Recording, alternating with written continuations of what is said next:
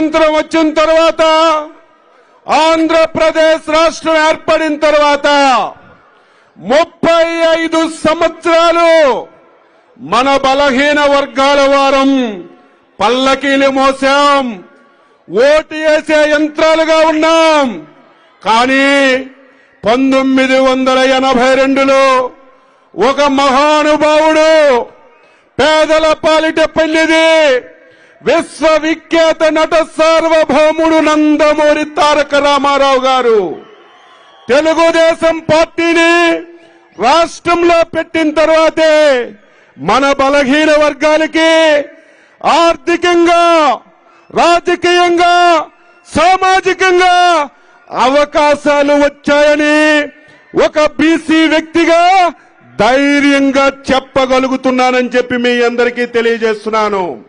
42 సంవత్సరాలు తెలుగు సుదీర్ఘ ప్రయాణంలో కష్టమొచ్చినా, సుఖమొచ్చినా, ఎన్ని ఇబ్బందులు వచ్చినా తెలుగుదేశం పార్టీకి అంటి పెట్టుకున్నటువంటి వర్గం మన బలహీన వర్గమని గర్వంగా ఈరోజు చెప్పగలుగుతున్నాను.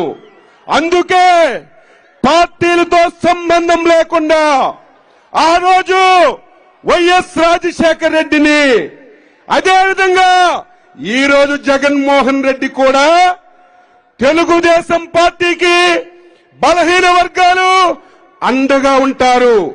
మనం ఏం చేసినా నమ్మరని చెప్పి ఆ రోజు రాజశేఖర రెడ్డి గాని, ఈ రోజు జగన్మోహన్ రెడ్డి గాని బలహీన వర్గాలకి ఉక్కు పాదంతో అణచివేస్తున్నటువంటి విషయాన్ని ప్రతి ఒక్కరం గెలవాలి, ప్రతి ఒక్కరం తెలుసుకోవాలని చెప్పి తెలియజేస్తున్నాను. ఈ రాష్ట్రంలో ఉన్నటువంటి బలహీన వర్గాలారా, బీసీ సోదరులారా, బలహీన వర్గాలు గెలవాలంటే రేపు తెలుగుదేశం పార్టీ, జనసేన గెలవాలి అని చెప్పి మీ అందరికీ తెలియజేస్తున్నాను. ఈ రాష్ట్రంలో 5 సంవత్సరాలైంది జగన్మోహన్ రెడ్డి పరిపాలన చేస్తున్నాడు. ఎంత బాధ, ఆవేదన కలుగుతుందంటే ఈరోజు తెలుగుదేశం పార్టీ అధ్యక్షుడిగా కాదు, ఈ రాష్ట్రంలో పుట్టినటువంటి ఒక పౌరుడిగా, ఒక బలహీన వర్గానికి చెందినటువంటి వ్యక్తిగా ఎన్ని బాధలు పడ్డామో ఒక్కసారి గుర్తు చేస్తున్నాను. నన్ను 80 రోజులు జైల్లో పెట్టాడు. అచ్చెన్నాయుడు చేసిన తప్పేంటి? నేను చేసిన తప్పేంటి? మా నాయకుడు గాని, మేము గాని, మా పార్టీలో ఉన్న వాళ్ళం ఎవరమైనా సరే అవినీతి చేశామని, ఎక్కడైనా ఒక్క పైసా తిన్నామని మీరు నిరూపించగలిగితే మీరు చెప్పిన ప్లేస్ లో తల తీసుకోవడానికి కూడా సిద్ధపడి ఉన్నామని చెప్పి తెలియజేస్తున్నాను. మేం చేసిన తప్పేంటి? అయ్యా జగన్మోహన్ రెడ్డి, ఈ రాష్ట్రాన్ని నాశనం చేస్తున్నావు, బలహీన వర్గాలని, హరిజన గిరిజన వర్గాలని ఈ 5 సంవత్సరాల్లో ఓచకవత కోస్తున్నావు. ఇది ధర్మమా? ఇది న్యాయమా?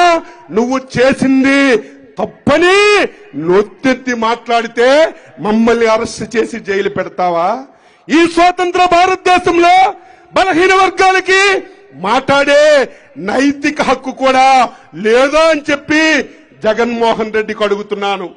మాట్లాడితే నా బీసీలంటాడు, మాట్లాడితే నా ఎస్సీలంటాడు.